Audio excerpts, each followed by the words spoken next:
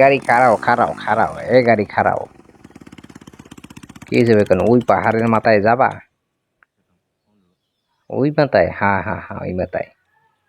আচ্ছা ঠিক আছে, দাঁড়ান একটু দাঁড়ান। আপনার যে মালামাল আমার তো সিস্টেম করে লইতে হইবে।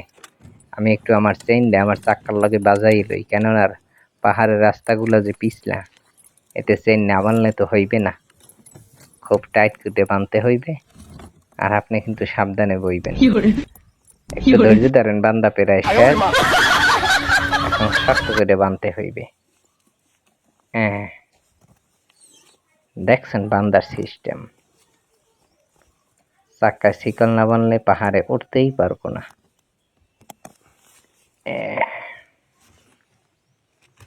এরে ব্যাগ মনে হয় বরিশাল দিয়ে আইছে।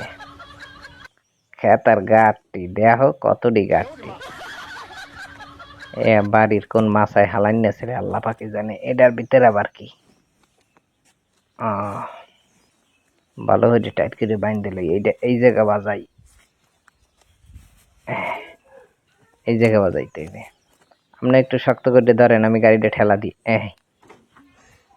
এখন আমি আগে উঠি, এবার আপনি ওঠেন। এই তো, হ্যাঁ এই জায়গা পাবেন, সোজা করে পাবেন, চুপ করে পাবেন, শক্ত করে বসেন। আমি রেডি হইতে আছি।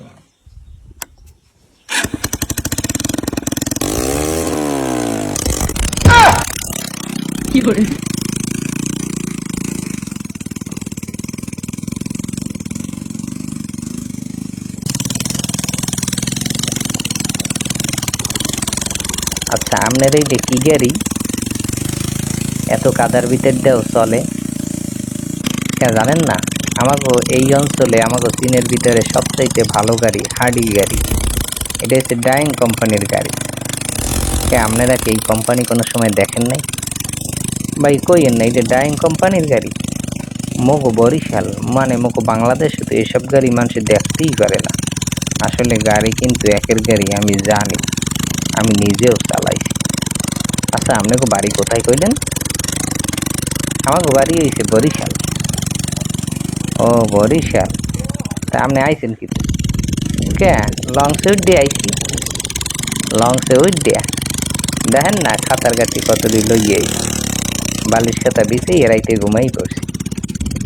ও আচ্ছা আচ্ছা, তবে আপনার গাড়িটা কিন্তু একে রান্না হইলে এই পাহাড় দিয়ে উঠতে পারতে না। এই ডাইং কোম্পানির গাড়ি আমাকে বাংলাদেশের মানুষে এটারে পছন্দ করে। আপনাদের দেশে তো দেখতে আছে অধিকাংশ মানুষ এই গাড়ি চালাইতে আছে।